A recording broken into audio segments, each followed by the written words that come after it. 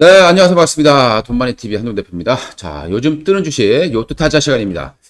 자, 그동안의 시장에서, 전부 다 단발성밖에 없어요. 그 단발성의 이슈라는 것은 주가가 하루 급등을 하지만 지속성이 없다라고 보시면 되겠습니다. 자, 그런데 이제 지속성이 있을 만한 내용들을 찾아내야 되는데요.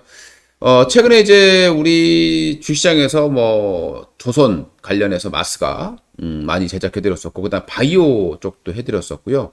그 다음 반도체 쪽 두산 테스나, 그리고 바이오 쪽에서는 올릭스라던가 이런 종목도 분석해드렸고, 그 다음에 이제 마스카 쪽에서는 SJ중공업 대박이 터졌습니다. 자, 오늘 텔레그램을 통해서요, 제가 뉴스를 좀 빠르게 올려드렸어요. 트럼프 행정부가 한국이 미국에 와서 원전 지어달라고 제안을 했다라는 부분인데요. 이때 만약에 원전 관련 종목들 아무거나 잡았다라면 기본 10%는 수익을 낼 수 있는 그런 상황이었습니다. 그래서 텔레그램은 꼭 여러분들 참여해 보시기 바라겠고요. 자, 어떤 내용이 있는지 한번 보도록 하겠습니다. 얼마 전까지만 하더라도 그래요. 저도 이제 사실 좀 의아했었는데, 우리 그 원전이지 않습니까? 원전 체코 수주하는 데 있어서 웨스팅하우스에게 굴욕적으로 했다라는 겁니다. 맞는 말이죠. 일단은 웨스팅하우스가 특허를 다 가지고 있습니다. 그러니까 웨스팅하우스라는 업체는 예전에 그 미국에서 그 쓰리마일 섬에서 원전 사고가 터졌었죠. 그때 이후에 미국 같은 경우는 이제 시공이라든가 이쪽 부분에서는 거의 지금 조선처럼 붕괴되어 있는 그런 상황이라는 거죠. 자, 그런데 이제 전력은 많이 필요하겠고, 그래서 트럼프 같은 경우도 친환경 중에서도 태양광과 풍력은 강력히 부정하고 있는 그런 인물입니다. 자, 그래서 원전을 키울 수밖에 없는 상황이죠. 그래서 앞으로 이제 원전을 2050년까지 대략 한 300기 정도를 더 지어야 되는 그런 규모가 될 것으로 판단이 되고 있습니다. 그리고 2030년까지만 대략 한 10기 정도 예측을 하고 있는데 굉장히 큰 규모로 보시면 될 것 같습니다. 우리나라 같은 경우는 이제 미국의 안보 산업 분위기이기 때문에 우리나라가 미국에 진출할 수 있는 방법은 없었다라는 겁니다. 자, 그래서 이제 최근에 웨스팅하우스와 우리나라가 합작법인을 만들어서 하겠다라는 그런 의지로 보시면 되겠고요. 유럽 같은 경우는 이 웨스팅하우스가 이제 그 어떻게 보면 이제 반도체로 보면은 팹리스 기업이라고 보면 될 것 같아요. 특허라던가 이런 설계 능력을 다 가지고 있는 거고요. 우리가 이제 그 기술을 기본으로 해서 SMR도 만들고 했습니다만은 그 원본적인 이 근본적인 이 원자로라는 이 내용 자체는 특허를 벗어날 수가 없었다라고 보시면 되겠습니다. 그래서 어떻게 보면은 굴욕적인 합의를 할 수밖에 없었다. 그래서 2,500억 정도의 로열티, 거기에다가 9,000억 정도의 기자재라든가 이런 부분들을 사야 되는 그런 부분을 우리가 수용할 수밖에 없었다라고 보시면 될 것 같습니다. 자, 그래서 이제 어떻게 됐던 특허 문제는 일단은 일단락은 됐다. 우여곡절 울며 겨자 먹기 식으로 하긴 했습니다만은 일단 된 것으로 판단이 되고요. 자, 그러면 이제 유럽에만 계속 멈추고 있을 것이냐, 이제 또 미국으로 갈 것이냐라는 게 중요한 내용이 될 텐데, 최근에 이제 미국 같은 경우는 중국에게 원전을 지어달라고 할 수도 없는 상황이고, 러시아에게 원전을 지어달라고 할 수도 없습니다. 그러면 몇 개 남지가 않아요. 프랑스라던가 한국 정도만 남아있다라고 보시면 될 것 같습니다. 그러면 원전도 지금은 굴욕적인 어떤 협상 때문에 원전 관련 종목이 많이 급락해 있는 상황이 되겠습니다만은 또 제2의 마스가 될지 한번 좀 살펴봐야 될 부분이 될 것 같습니다. 이제 한미 정상회담이 25일로 예정이 되어 있는데요. 그 부분까지는 일단 이슈는 좀 지속될 수 있다라고 판단이 됩니다. 그리고 앞으로 계속해서 이 원전 부분은 미국이 한국에게 협력을 요청할 수밖에 없어요. 왜냐하면 자신들이 이거를 지을 수 있는 금액 자체가 너무 높기 때문에 한국에게 이걸 줄 수밖에 없다라고 보시면 되겠습니다. 그래서 앞으로 우리나라의 기자재 업체들이 조금 수혜를 받을 가능성이 높다. 자, 그 다음에 웨스팅하우스 같은 경우는 지금 현재 매각이 언제 나올지 몰라요. 한때는 두산에너베티가 인수전에 참여한다라는 소식이 있습니다만은 사실상 미국의 반대가 심할 수 있기 때문에 그 부분을 이제 뒤로 하더라도요. 만약에 그게 된다라면 정말 우리는 엄청난 변화를 맞이할 수 있겠습니다만은 그게 되지 않는다고 하더라도 일단 미국에 진출할 수 있는 발판을 마련하게 됐다. 가장 큰 문제점은 따로 있겠습니다만은 자 그러면 누가 수혜받을 것인가를 보게 되면 일단 뭐 대표적으로 두산 에너빌리티가 되겠죠. 자 오늘 좀 나온 뉴스를 한번 살짝 보겠습니다. 한전과 웨스팅하우스 합작사 설립 논의. 여기서 이제 가장 중요한 게 뭐냐? 지분이죠. 말 그대로 그냥 똑같이 지분을 가져가면 괜찮은데 미국이 조금이라도 더 지분을 가져가게 되면 우리가 기업이란 괜찮습니까?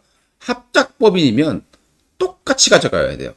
만약에 하나라도 1%라도 많게 되면 경영권을 가져가게 되는 거죠. 그렇기 때문에 그렇게 되면 굴욕적인 합의가 되는 거고 이게 이제 5대5로 갈 수 있느냐 이게 이제 가장 핵심적인 내용이 될 것 같습니다. 그리고 우리나라 입장에서는 만약에 5대5로 가지 못한다라면은 이걸 할 필요가 없는 그런 상황이 될 수도 있다는 거죠. 자 일단 미국에 진출할 수 있는 길이 열리게 됐다는 부분들을 보게 되면 누가 수혜받을 것이냐 항상 대장주를 보셔야 되는 거죠. 가장 중요한 부분들은 바로 기자재 쪽이 되는 것 같습니다. 그 다음이 바로 설계예요. 그러니까 설계라는 게 두 가지 방식이 있죠. 원전을 설계할 수 있는 핵심 특허는 웨스팅하우스가 다 가지고 있습니다. 자 그런데 그게 말고 건설에 대한 부분이죠. 건설 설계. 이 부분에 대해서는 우리나라가 굉장히 강점을 가지고 있는 거죠. 누가 가장 강점을 가지고 있습니까? 바로 현대건설. 그리고 최근에 이제 미국하고 SMR 진출할 때 만에 떠오른 기업 중에 하나 바로 한미글로벌이라는 기업이 있습니다. 그러니까 이 설계 엔지니어링 부분에서는 두 개만 딱 보면 된다. 현대건설과 한미글로벌입니다. 현대건설은 근데 먼저 이제 이 건설 쪽에 대한 발목을 좀 잡고 있는 부분이 있는 거고요. 한미글로벌이 이런 이제 엔지니어 쪽에서는 좀 더 비중이 높은 그런 기업이 될 것 같습니다. 제가 이제 예전에 한번 우리 주연반 회원님들께 한미글로벌 추천을 드려서 한번 상한가를 갔었던 그런 종목이기도 하죠. 자, 근데 최근에 이제 조금 조정을 좀 받고 있는 그런 과정이었고 주가가 다시 밑방향으로 움직여주는 자 이런 모습들을 보여주고 있습니다. 한미글로벌하고 현대건설 그 중에서는 엔지니어링 쪽, 그러니까 설계 쪽에서는 한미글로벌 쪽을 보시면 좋을 것 같습니다. 자, 그 다음에 이제 기자재 쪽을 보게 되면 이제 한전과 같이 가기 때문에 한전 관련되어 있는 기업들, 한전기술, 뭐 당연히 가장 큰 또 수혜를 받을 수 있는 종목 중에 하나 되겠죠. 그래서 한전기술 이런 종목들, 우리 원전에 대한 뭐 운영이라던가 이런 부분, 뭐 설계 그리고 보수, 용역 이런 부분들을 한전 기술이 도맡아서 하고 있다라고 보시면 좋을 것 같습니다. 자, 그 다음에 이제, 볼 수 있는 것, 뭐, 우리 기술도 있고, 우리 기술도 워낙 이제 뭐, 중요한 그런 기술력을 가지고 있는 업체가 되겠습니다. 일단 이 우리 기술 같은 경우는 이제 설계, 부품, 뭐 이런 부품이죠. 부품 공급을 하는 그런 업체가 되겠습니다. 자, 그리고 이제, 우진엔텍이라는 기업 있죠. 그러니까 우진엔텍 같은 경우에는 대표적인 사업이 이제 계측기 부분입니다. 원전 계측기 부분. 근데 이 계측기 부분 같은 경우에는 그 웨스팅하우스와 계약해 보게 되면 이 계측기 부분에 대해서는 웨스팅하우스의 어떤 기자재를 써야 된다. 이런 좀 협약이 좀 있었기 때문에 힘이 약간은 좀 떨어지는 그런 모습들을 보여주고 있습니다. 그 다음에 이제 가장 주가에서 소형주 중에서 이제 주도권을 잡은 업체가 보성 파워텍이라는 업체가 되겠죠. 이제 상한가까지 올라가는 이런 모습들을 보여줬습니다. 근데 다만 이제 보성 파워텍 같은 이런 종목들은 눌림을 이용한 그런 전략이 좀 필요하다라고 말씀을 드리고 싶습니다. 이제 한번 올라가면 원전주들이 분명히 눌림이 나와요. 그러니까 오늘 영상을 제작해 드리지만 낮은 가격이 따라가면 첫 상승은 잡아주는 것도 괜찮습니다. 하지만 연속적인 상승 나왔을 때는 추격해서 하시면 안 되겠고요. 요즘 시장 자체가 연속성이 별로 없다.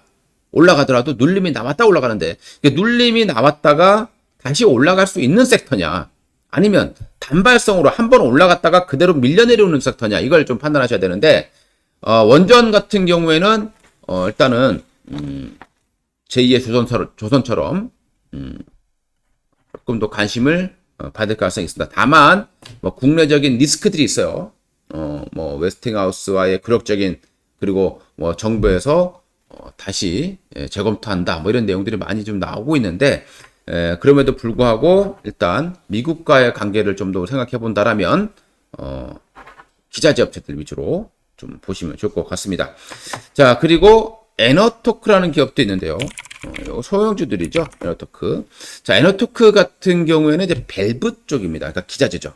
그러니까 기자재가 더 좋을 수도 있다라는 거 말씀을 드리고 싶습니다. 그러니까 에너토크 같은 경우는 이제 뭐 액추에이터가 뭡니까? 우리가 이제 뭐 카메라로 얘기하면은 카메라 초점을 맞춰주는 이런 내용이 되게 맞춰주는 아주 소형 모터 같은 거라고 보시면 되겠고요.